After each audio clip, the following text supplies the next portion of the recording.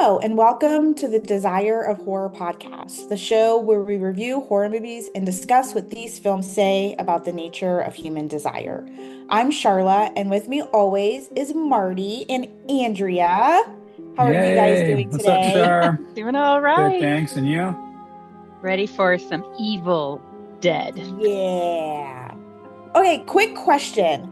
Would you guys consider these demons or zombies?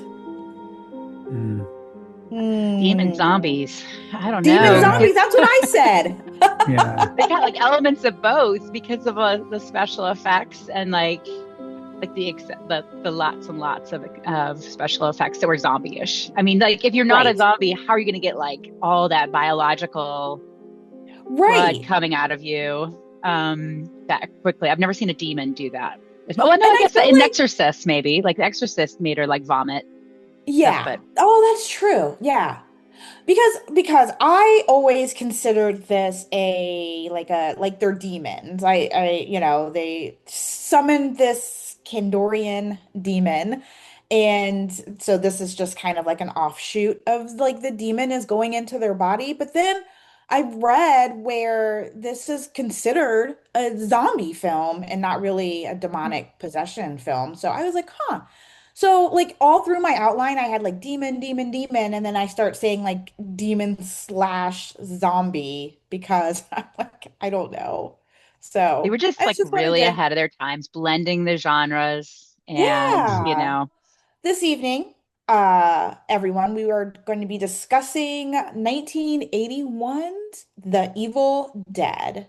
So we'll go ahead and jump right into it. The release date of this movie is October 15th, 1981, written and directed by Sam Raimi, and rated NC-17, which when that came up, I was like, huh, interesting, because I don't really see many horror movies with that kind of rating. And so, just as a little sidebar, this movie was actually originally rated X due to Mm. like graphic gore. and the And I forced was rapey scene. What like was that? well, yeah, that's so my initial thought was the NC-17 rating was due because of the tree rape. But I didn't see anything listing the tree rape. That's the reason why it received like a NC-17 or an X rating. It was simply just mentioned about the excessive gore. Blood, but it just seemed Right. like once they got going, there was Oh, so much squirting of it's a lot of squirting. Yeah. It's a lot of squirting, fluids. flinging. Yes, I agree. Yeah, The Evil Dead opens with a really kind of creepy tracking shot moving across a body of water into the woods, and an immediate feels like something is coming or like something searching for something, and I really love it. Like I remember I was kind of late to the game. So this movie came out in 1981, but I didn't see it until COVID, I think. But I had always heard about it. It's always been in kind of like the zeitgeist of like this is one of the seminal movies. Sam Raimi, like people worship this movie. They worship Bruce Campbell. And so it always had been on my radar, but I was just never interested in watching it, I guess. And then COVID happened. And that's when I just was like, well, I haven't seen this one and turned it on. And I was like, oh, okay, interesting. But this tracking shot, I do remember this the first time I saw this movie because I was like, oh, this is going to be good, right? So that tracking shot kind of just draws you right in. We cut back and forth between that shot and we see five Michigan State University students driving out to a remote cabin in the hills of Tennessee. We have Ash Williams, played by Bruce Campbell, his girlfriend Linda, played by Betsy Baker, his sister Cheryl, played by Ellen Sandwis, and their friend Scott, played by Hal Delridge, and Shelley, played by Sarah York. So we see these five students, and they're on their way to this cabin, and you're like, oh, what could possibly go wrong, right? Just in the woods, go into a super cabin. creepy cabin. Right. I Yeah. think it would have turned around right then, though. I mean, I'm not. I like staying in cabins, more like Yeah. for glamping. But as Yes. soon as you like, and they were all standing back except for Ash's character. I think Right. they had the right idea there. Yeah, turn around, go back. And it's like deep in the woods. Like we're not talking about like it's off of like I mean they were driving for a minute in the woods and I'm just like that's just too it's too deep. It's just too Yeah. deep in the woods for me.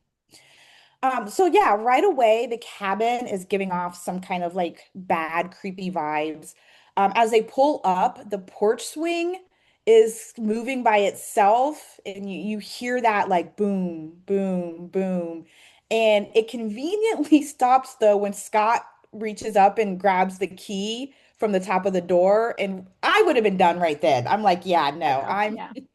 I I mean, it can't. seemed like it's like maybe a polite ghost or demon's like, oh, well, here's a guest. I'll People, just stop banging on the. people are here now. Yeah. So they head inside and start looking around. Scott checks out the shed, and there's like some really weird, creepy things hanging. I don't know if you guys kind of saw those. They were Mhm. like these little like stick things and just a bunch of stuff that, Chains and like animal bones and stuff, right? yeah, just should not be hanging up in a shed at all. I kind Um, of wondered actually if a lot of the horror movie samples that were used in what used to be called industrial music, mm, mostly yeah, on wax tracks. I know a lot of the samples were from obscure horror movies, and I know at least one of them was this one because I guess there was a time when it was obscure and not as popular as this one. But I just can right. remember samples about going out to the shed. I'm trying to imagine if those were the same samples, but yeah, bands like Skinny Puppy, especially, would have all kinds of horror movie samples. And they would do the thing with their voice, like a lot of those guys, including Ministry. And right They now, say join it's us in a really low, creepy voice. oh, well, the That's the Join joy. Us thing I was imagining was something like a reference to Freaks, where they're one of us, Google Oh Gobble, yeah, one of us, the whole yeah. Join Us vibe there.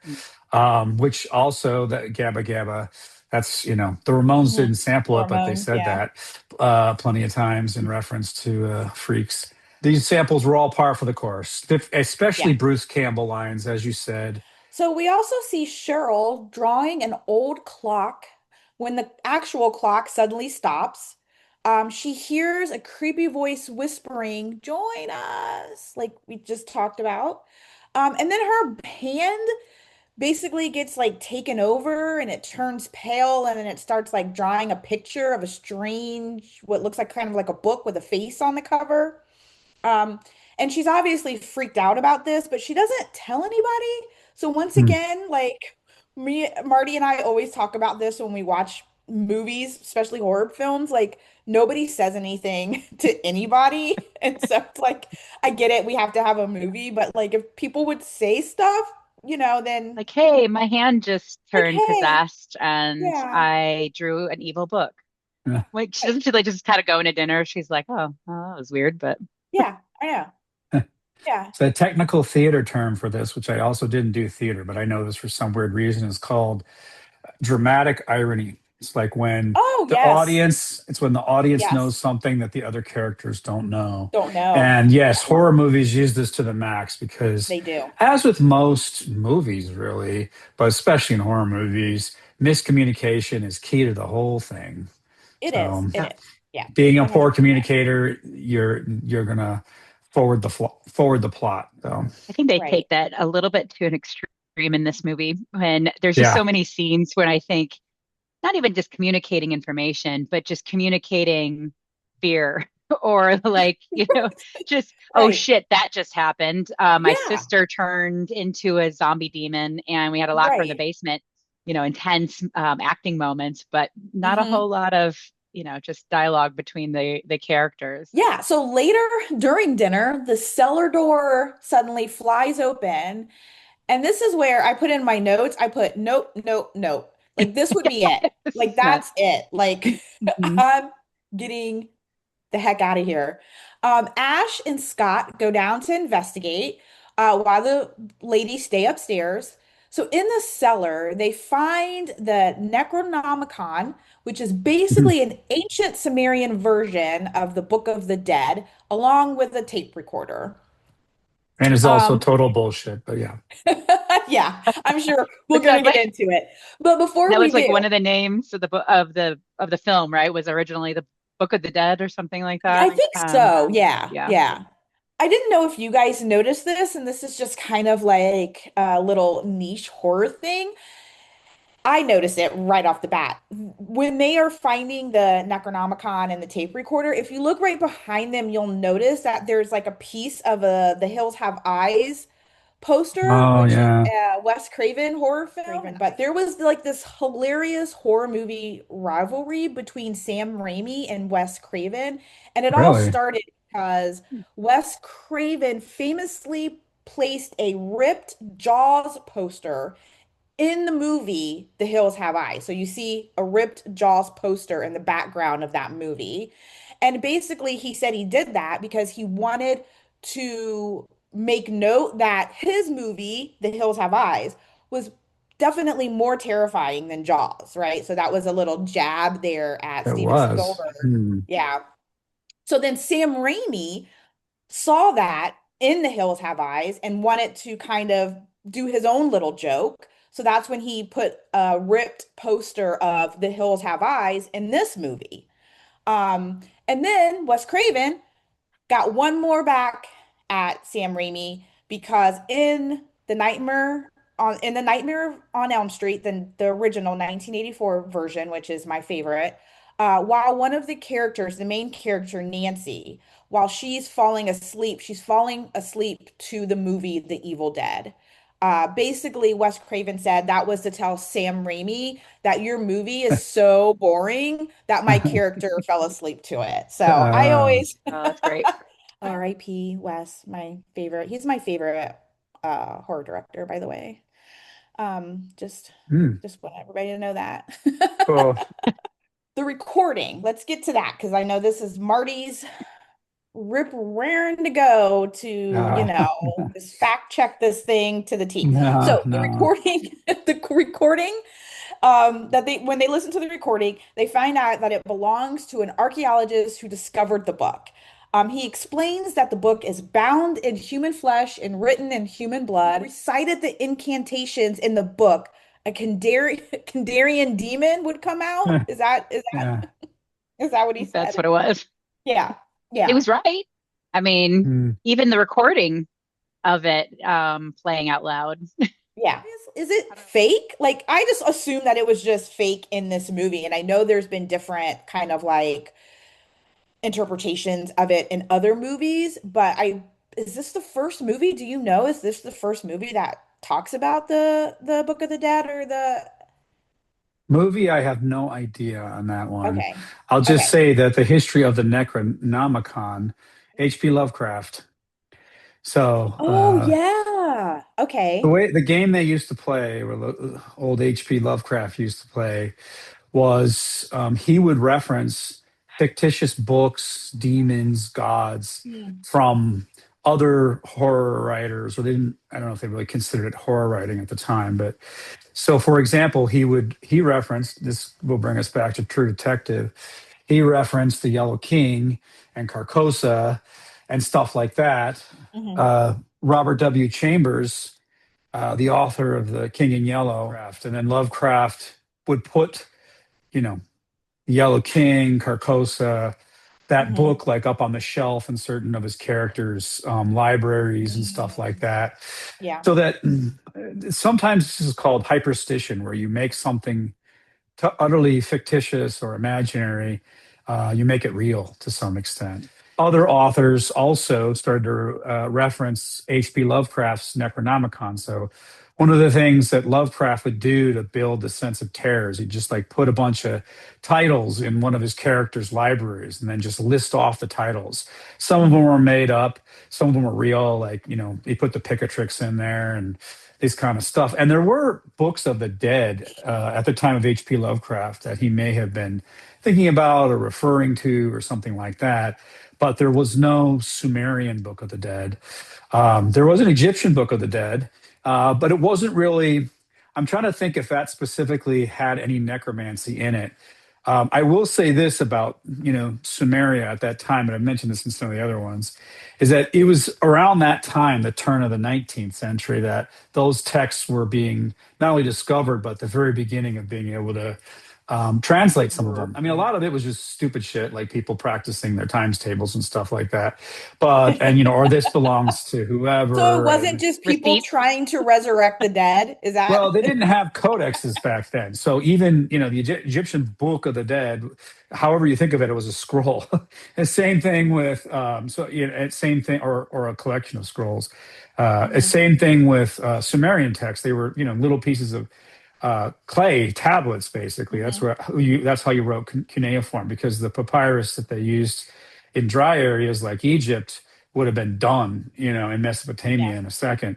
And so, like, a lot of it was on clay, and especially if that clay had been fired, but it was very like a linear script. So, like, it was just really hard to like figure out what were the letters and stuff like that. Just geniuses wound up figuring it out. And it's a long Mhm. story that I won't tell here. But one of the things that came up was, wow, there are a lot of spells of protection. And we talked about Mhm. that before. There's names of gods, there's mythology in here. And there's necromancy in here. So there was necromancy in Egypt too. I was just trying to remember if it was actually in the Egyptian Book of the Dead or not. Right. So, and this will maybe help you answer. I don't think it will, but your demon versus zombie thing, because I don't really think the pure concept of zombie was around at this time. So, the pure concept of zombie, as I understand it, coming from Africa to most prominent in like Haiti or whatever, in Right. in Hoodoo religion or whatever, was like, yeah, to totally have control through your witchcraft, your spellcraft Right. or whatever of another person's body or whatever, making them to do your will, which is why in Haiti it became a metaphor for slavery, because it really was, basically taking control of the other person's body. The concept of the zombie, its development and its lineage and its history is totally different than demonology and the history of demons. Okay. But anyways, these books of these spells that they found were incantations, sometimes just for Mhm. protection, not. But when they involved necromancy was calling up some past spirit, maybe a demonic spirit, again, depending on how you define things, but might be just somebody who, passed. So very famously in the Odyssey, he has to go see, or Odysseus has to go see the blind prophet Tiresias, and so that's Mhm. necromancy. He like has to like feed the hungry spirits blood, and ask where Tiresias is and all this other kind of stuff, and Tiresias is not happy to be called up. There's also one instance of necromancy as opposed to demon possession in the Bible. Very famously, Saul wants to consult Samuel, who's passed. And when Saul does so, Samuel is pissed as hell to be called from the afterlife, to be asked questions. And so the reason why you would summon spirits, and this is why it's kind of different than in the Necronomicon of the Evil Dead. The only reason why you would do it usually is to get some kind of, it could be predictive, like I need need to augur something for me to tell me Mhm. something about the future, which is like Odysseus's thing. And that's also what Saul's thing was, King Saul. But also it could be like, yeah, it's usually just information, and then eventually, yeah. So then there became this idea through a long series of developments that if you call up the dead, you might call up a demon, either by accident or just because you welcomed it in, or the demon could then take you over. And then that's where demon possession came in. There was just obviously in the Bible a huge amount of demon possession at the time of Jesus. So we're not sure what was going on in the Levant at that time to produce so much demon possession. But you can see how the traditions of demons and necromancy kind of like are a part of the same lineage, and then the lineage of the zombie is a totally different deal. But you can see there's some overlap in terms of concepts, like having something take over your body is the main concept, I guess. There is an actual Necronomicon now, so you can buy it at the Yeah. store, And I it know. basically is a You collection probably of buy it on Amazon. yeah, right. And it basically is a collection of H.P. Lovecraft spells. So H.P. Mm, Lovecraft did not write it. It was yeah. written like it's kind of like fanfic, actually. So Right. Right. and there are even a number of people who it's kind of like their religion because they actually believe that H.P. Lovecraft had like some kind of Special a powers divine, yeah, like view into it. And so like what other H.P. than being a Lovecraft was racist. doing, yeah, well, for sure, a horrible racist, but it's interesting to see how it gets Mm, expressed in popular culture as it does in this. yeah. So it's like a book they find in the basement. Um, I don't know. You'll probably get into this more, but two anthropologists were studying, or maybe religious studies people. I don't know. Were studying whatever the name of this dumb culture is that Sam Raimi made Kandarian. up. Kandarian, yeah, that's not a real culture, by the way. I don't even know why Sumeria gets mentioned, but I guess it's just an easy thing to say.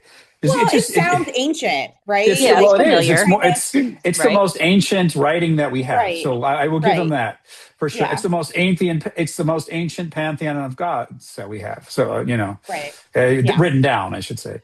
So yeah, Yeah, sure it's that about as old as it gets. Older than Egypt and yeah. all that. So yeah. Yeah. Is Right. this sort of that cross concept of, we talked about it a little bit in the I don't know if it was H.P. Lovecraft, but the if you say it out loud or you read it, like something is so bad or so Hmm. evil or so, whatever that because that original play, that you were referencing with the Yellow King Mhm. has the If you see it, you go lore. insane. Yeah, right. And that carries later, into like The Ring, I think, or whatever. But just like, if you read it, you Yeah. see it, you say it out Right. You loud, say its that, name. That's right, always a It's big you over were thing. for releasing it, you. Yeah. Yeah. Yeah, and Yeah. in particular here you see like just the power of the word. So like Hmm. an incantation, is an enfleshed, so to speak, word in the sense that it makes things happen in the material world. And so like Right. every version of like a wizard or a witch that you see, Harry Potter or whatever, they're saying some warped version of Latin usually to make it sound old and weird, but it shows like the power of these words. And yeah, there's like a point of no return. Ask Dr. Faustus or anybody like that who called up a demon for knowledge. And it's Yeah. like this idea always of knowing something that you're not supposed to know, kind of like the Prometheus stealing fire of the gods and having something you're not supposed to have. It's this Right. sense of transgressive knowledge that once you possess it, gives you too much power if it works for you. Like if you could call up demons and help them and have them find buried treasure for you or whatever, and they didn't like then come in and take over your body, that would be a pretty cool skill to have. But Right. there it's always this The fine ambiguity. print Yeah, is exactly. It's always a fine a little print, bit. monkey's paw type situation where you get more than you bargained for every time. So Right. Yeah. So yeah, so with the incantations, Cheryl doesn't like this. So she starts to freak out and she tells Scott to shut it off. And right on cue, bam, a tree branch crashes through one of the windows. So later that night, Cheryl hears strange noises coming from the woods. And again, I'd say, nope, nope, nope, don't go Well, outside, but they well, always why would do. she get by herself too? That was what was I driving me crazy. I'm know. like, Carol, come on. Yeah, Like yeah. you ask if Um, someone's out there and then you go check to see if someone's out there when they don't answer. right, exactly. She's a dum dum. But yeah, of course she goes outside.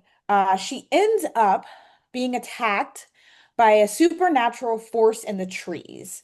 And it is heavily, heavily implied that she is sexually assaulted by these trees, and it's pretty disturbing.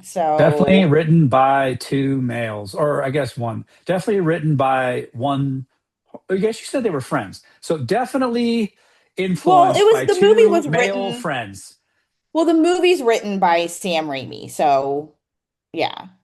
And did I you Well, said the that Bruce Campbell and actress, him were friends, right? So Yeah, they've been friends yeah. since they were little, but I I don't could know if just Bruce imagine Campbell they'd be wrote the like, yeah, movie. yeah, the tree's gonna have we're gonna have a sexy scene. Like this movie's got to have I don't boobs, and know. it's got to have like a tree crawling up this poor Well, woman's we don't have, thigh. do we have boobs in this movie? Oh, we don't have boobs. Okay. No, I think There's no they show boobs. tearing fabric, but I don't think that they Yeah. really, I don't Okay. think we see, yeah. That we I do think see the tearing of the fabric though. Yeah, the scene is yeah. pretty disturbing. Um, but Cheryl eventually escapes and makes it back to the cabin, and she's completely traumatized, obviously. At this point, she wants to leave, which I'm like, yes, yes, you guys need to get the heck out of there. Ash does offer to drive her back to town, but they quickly discover, while they're driving, that the bridge that they came across to get to the cabin has been destroyed. Oh So my they God. cannot get back Yeah. over to the So other side. Like some kind of like major monster has attacked this. I was thinking like There was if like there's some wires it's and like like curled up. It's like curled the up. Yeti ride in Disney, Yes. Yes, that's exactly what it looks like. You're Mount absolutely Everest or right. whatever, Everest. Yeah. Yeah. And there's some special effects I think worth mentioning at this point too, because the fog machine was on overdrive. I know Oh that this my. was Where's a my very low notes? budget film. It was I made have to for tell what, you. $375,000. So, but man, did they get the fog the machines dry going? freeze budget or whatever that's called. Yes. I have to tell you guys what I put in my notes because I was just like, this is crazy. I wrote it down. I said, get your fog machines out. Because I'm just like, everybody had a And fog machine. crank them Well, to I'll extra tell Everybody you on high what though, set had a like speed. fog classic machine. horror had really intense fog too, actually. I mean that's par for the course in some ways. I mean, I don't know. Like a lot of the old school Frankenstein, Dracula, werewolves, just like shitloads of fog everywhere. What Right. is it, frozen carbon dioxide or something? I can't remember what it is. Yeah, Well, it's just from it's dry so ice. I funny think, but because I watched just like a little sidebar really quickly. I watched a little documentary. It was about these two neighbors who were like competing slash feuding about who had the best like Halloween decorations. And it was like a neighborhood competition like every year. And this guy had this fog, one year he just had this fog machine just going like just all the whole street was fogged. And the guy that he was in competition was like, you didn't say we could use fog machines. And he was like, they're on Amazon for $40. Like, and I just every time I see a fog machine, I just hear that guy in my voice. They're on Amazon, $40. I'm like, you can get a fog like machine there was some on kind of Amazon for like, $40. was there written rules to this? Like they Exactly. sign a contract Exactly. for the Right, right. So yeah, so Yeah, in whatever but way the POV like was innovative. So funny that they referenced Jaws, or that that your story referenced Jaws in the beginning, which is like for oh me yeah. like the I don't know if it's true or not. I can't believe I still haven't figured this out, but it's not the first POV shot for sure, because in the birds, like the birds looking down, that's POV over whatever it's well, called. Well, Jaws I was thought the before first this. POV shot was Right, Well, yeah. I guess that's Black. I had always heard that it was Black Christmas, but I mean, if you're talking about bird POV No, I or just meant killer like POV, monster I guess, yeah. POV. So I Monster mean, POV. Okay, yeah. yeah. So like, but well, that's the shot everybody raves on about this thing in Yeah. this movie is like Yeah. I guess it's because it's like a racing through the woods POV that's It's Yeah. super yeah. annoying with noises or something. But it's, I mean, come on, if you're gonna like, I don't know. So I think it's more so because, which I'll get into, this movie had a very low budget. And so but people I think think it's that so innovative. people were impressed that he was able to do this much on the budget that he had, I guess. I think that's where the key thing is that, yeah, if you're talking about the Birds or Jaws or whatever, those movies, like their budget was a lot bigger than what Sam Raimi had. I think he had 90,000. I think that was what the budget was for this movie, and they raised it themselves. So Yeah. I think that's where it becomes more innovative when you don't have a high budget and you're able to do all of these. So he had to be very creative in his shots and in his Yeah. special effects and all of that. Like that So very first scene that you talked about with the, over the water, I think was yeah, just from them in a raft, right. um, Right. being pushed by other crew Yeah. members. And they Yeah. said it was like part of why this was so, I mean, I think that low budget was why it was so, just kind of raw or like, also seen as innovative or whatever, because like you said, they were literally running through the forest in the cold and the wet. Hmm. And they're made up fog, probably Yeah. tripping on roots and stuff. But Right. um, yeah, so I think you're right. They turn that into an actual asset, um, by making it, extra creepy. So back at the cabin, they listen to more of the tape and learn that the only way to kill the demon is to dismember whoever has been possessed, which is a pretty important piece of information to have when you're stuck in the cabin with an ancient demon. So Yeah. we gotta let you know how to kill the demon. Lesson is just listen to the end of the tape Just listen to because the tape, there right? might be some information that Yeah. Whereas I probably would not have listened to the whole tape because I would have been freaked out and then I would not have known how to kill the demon. Linda and Shelly are playing this card guessing game. And I don't know if you guys noticed it, but I noticed it the first time and this time that I watched this movie. I don't know which one is guessing and which one is holding it up, yeah, but until you're like, she's getting them all wrong. But then her like, yeah, you're totally right. Like, yeah, that's what it is. Did you guys notice that? Like, and it reminded me of the very famous scene in Ghostbusters where Peter Venkman is conducting right at the beginning. Remember, he's conducting those kind of like psychic experiments, and he's telling the really pretty girl that she's getting them all right, and she's really getting them all wrong. And then the nerdy guy is actually getting them right, but he's telling he's getting them wrong because he's a nerdy guy, and he keeps giving him the electric shocks.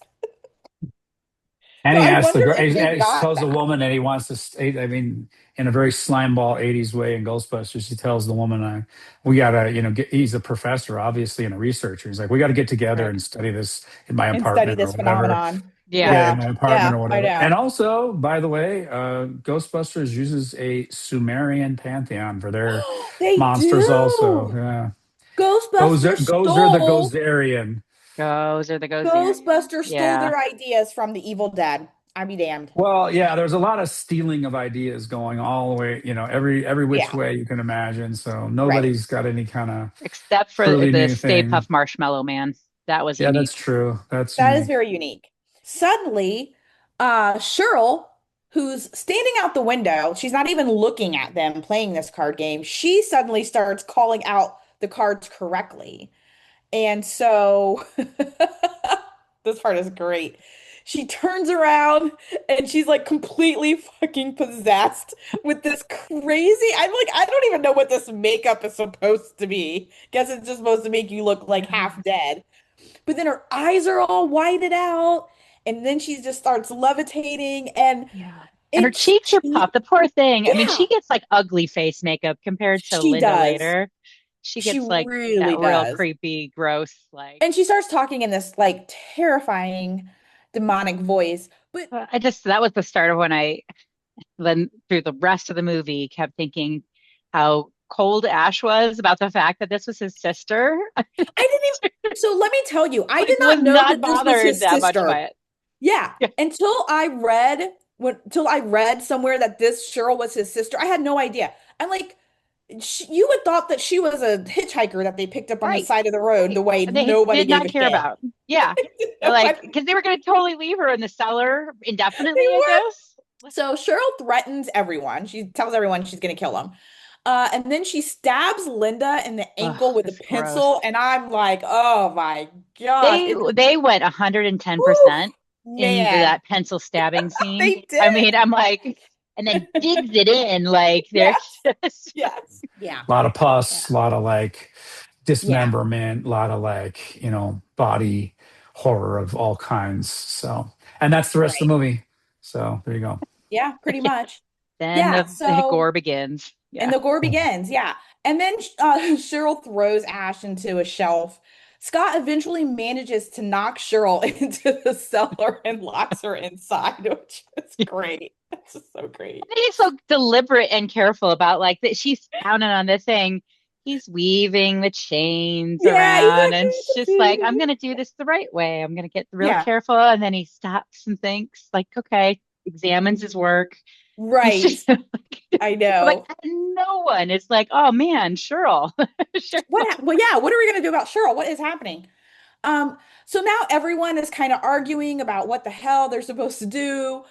Shelly is absolutely terrified, and so she goes into her room. And I made a note. I was like, "How can anyone sleep at a time like this?" Because it's like, Yeah. why are you going to your room? I'm Like, turning in. I'm just, you know what? This has I worn me can't. I out. can't handle it. I'm just gonna go to bed. Um, but then she gets drawn towards the window. She starts hearing the voices or whatever and gets drawn towards the window. And then the Kandarian demon crashes through and attacks her, possessing her too. So Shelley, fully possessed, goes after Scott, who manages to shove her into the fireplace. So Scott is just like throwing women all Yep. over this cabin and then stabs her with the Sumerian dagger. She seems dead for a second, but then she comes back. And at that point, Scott realizes, like, okay, yeah, we've got to do this now. So he dismembers her with an axe before burying her remains. Yeah. And he like does not hesitate, like you said, Andrea, does not hesitate at all with Yeah. throwing He's people like, all around right. and Yeah, dismembering dismembering came them. easy to that guy. Yeah, he was ready. Um, Scott decides he's going to head out to try to find a way back to town, but he comes back pretty quickly. He's badly injured after being attacked by the possessed trees in the No, woods. did he get sexually assaulted by the trees No, too? of course I not. Probably mean, not. No, probably not. He warns Ash that the trees are not going to let them escape. And then it seems like he Mm, just dies from his injuries. Is that? he had a broken wrist, like a compound fracture coming through. He has like Yeah. blood coming out of different Yeah. orifices Maybe he at had some internal different bleeding times. or something. I don't know. Yeah. So Ash checks on Linda and realizes that she's possessed too. She attacks him and he stabs her with a dagger. But he doesn't want to dismember her because he's like, no, Well, I'm she not gets doing kind that. of the she gets the great end of the stick, you know, in terms of how she turns into a zombie or demon or whatever. Because like the Right. rest of them have these weird, you know, Or totally yeah, contorted special yeah, effects all over their faces and horrible like looking things. right. She looks pretty much like herself with clown makeup on. I wonder if they mhm. ran out of makeup. Like, just like You know more of the they foam like play stuff. progressively just kind of like they Yeah. gave Cheryl And a they lot of spent all that makeup and money. Shelly, and they were like, oh, damn, we're kind of Yeah. out of Let's run the makeup fog for machine Linda. again. We're just gonna have to just, put some pancake powder on her face and pretend. Yeah. Yeah. That was my interpretation of her not having a bunch of makeup on. Um, so he doesn't want to dismember her, so instead he just buries her, and of course that doesn't work. Linda comes back and attacks him again, forcing Ash to decapitate her with a shovel. It's absolutely disgusting. Yeah, that's Absolutely. gross. Oh my God, it's so bad. Her headless body sprays blood all over Ash The as he Ash's runs reaction is back to the so cabin. great that he's just kind of like, eh, yeah, that's like it almost looked like a bucket after a while had been Yes. like splashed right onto his face of all of the like it was a mixture of blood and pus and like whatever Oh, that white stuff was that was I coming out of know. it. Oh my God. It's It looked like horrible. It's milk so and tapioca disgusting. pudding It was did, coming. yeah, it did look like tapioca pudding. Yes, it really did. Yeah. So once Ash gets inside the cabin, he discovers that Cheryl has escaped from the cellar. She attacks him and tries to choke him, but Ash manages to get away and shoots her in the jaw. And just when you think things can't get any worse, Scott's dead body comes back as a demon. Um, Scott attacks Ash and knocks the Necronomicon toward the fireplace. So during the fight, Ash gouges out Scott's eyes. That's nasty too. It's Ugh. so gross. It's I was like, why so are his eyeballs gross. so bloody though? Like you'd think that it would be more that that was their opportunity to do the pus and the tapioca pudding, Yeah, you know, come out of there. right. But like all this blood comes out. Yeah, And then he like it's pulls awful. out a tree branch from his stomach. Um, and he still doesn't. Scott just keeps still coming towards him. Mhm. Um, Eventually, Ash realizes what he has to do. He grabs the Necronomicon and throws it into the fireplace. And as the book starts burning, the demons suddenly freeze. And then they start rapidly uh decomposing. And this is where like shit just goes absolutely crazy with the stop Mhm. motion effect. So it's just stop It just motion keeps from here going. on It out. just It just keeps every time going. you It think just they're keeps done, going. I'm like, wait, I did they know. reinflate? Like, I mean, like one of the characters, I swear, was already melted, and then she came Come back. back. I was like, Yeah, it's a lot of stop motion. Um, the bodies are basically like exploding, falling apart, grotesque limbs are shooting all over the Hmm. place. And then Ash just once again gets completely covered in blood. Dawn breaks. Ash stumbles out of the cabin, and for a second, it looks like he actually might get away. But nope, the Kandarian One demon last running comes racing through the woods POV. straight towards him. That famous Ash turns POV. around, Hmm. screams, and we assume he gets possessed. And that's the Evil Dead. Pretty stupid.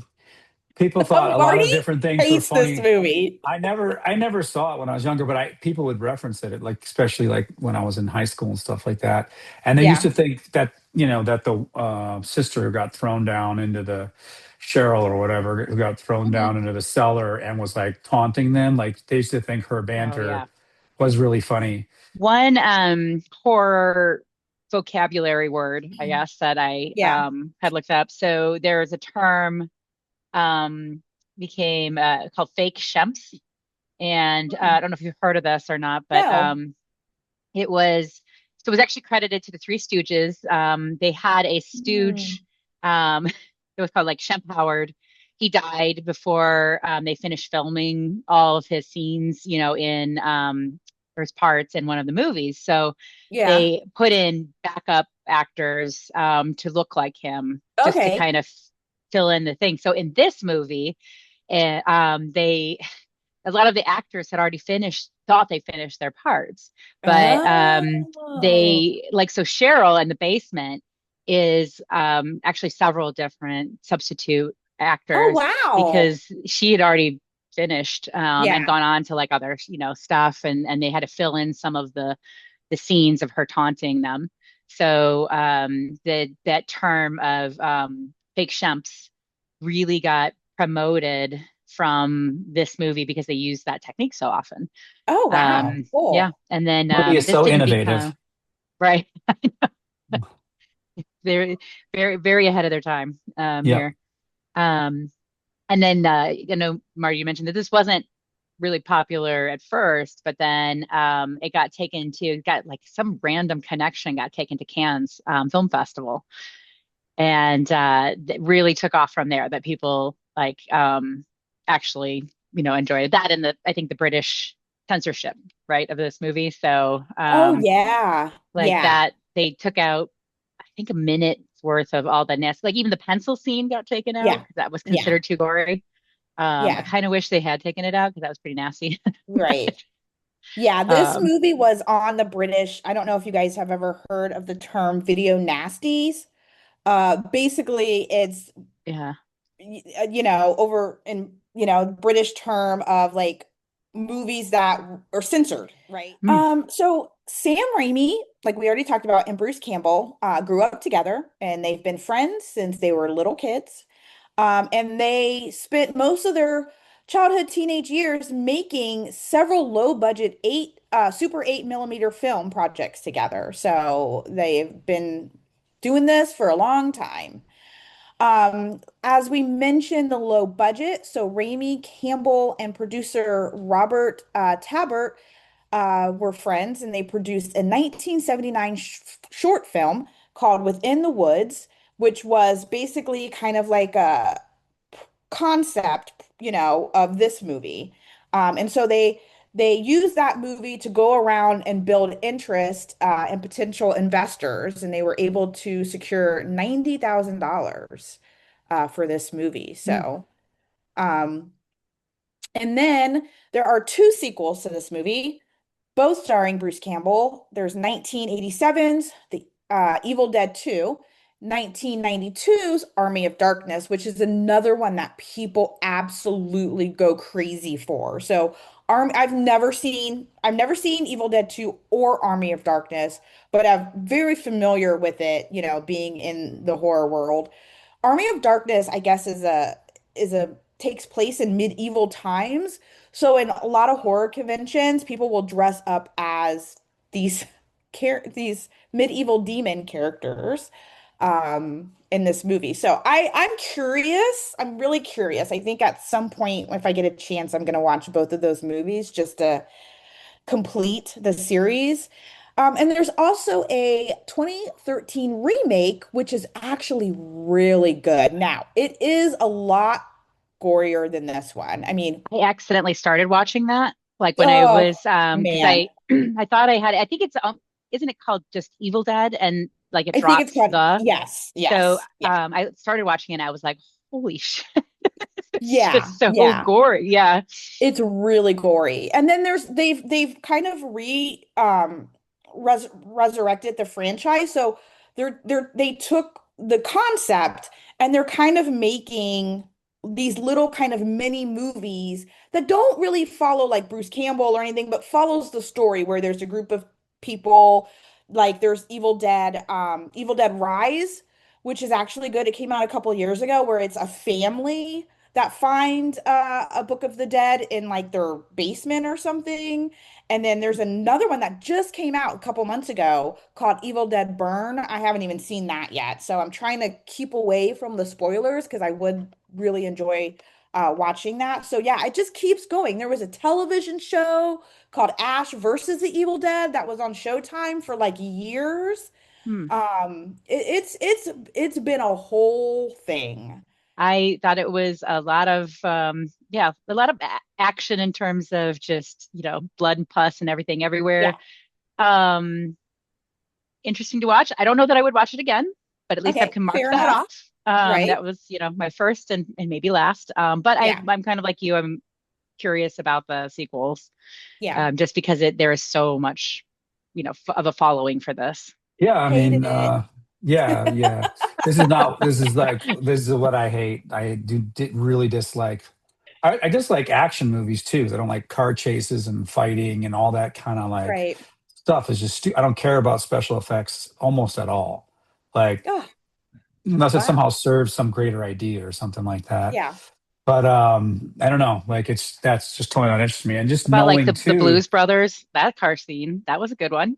That is a good because it's funny, Do I them guess. It's sort all. of Yeah, yeah. it's making fun of car scenes We almost, just you know. watched Like, Adventures in Babysitting, when she's like racing back and then yeah, I'm not into those Yeah. that kinds are one. great. Yeah. Yeah, Oh, I know a lot of wow. people like that one. And she flies through like a blues bar and has to Yeah. sing and all that kind of stuff. Yeah, hanging off a skyscraper. Yeah. But I guess it's kind of fun, but not to me so much.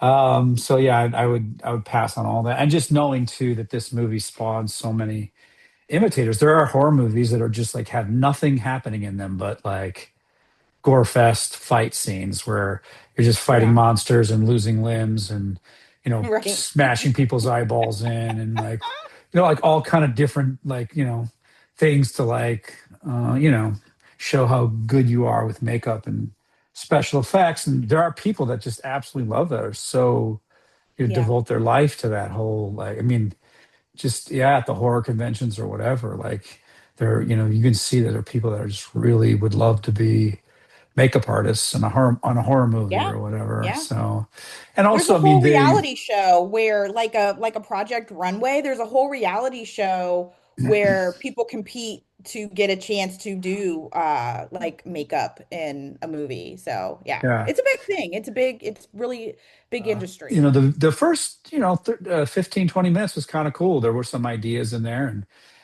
the cool racing POV of a spirit like racing through all over the place is kind of interesting at first.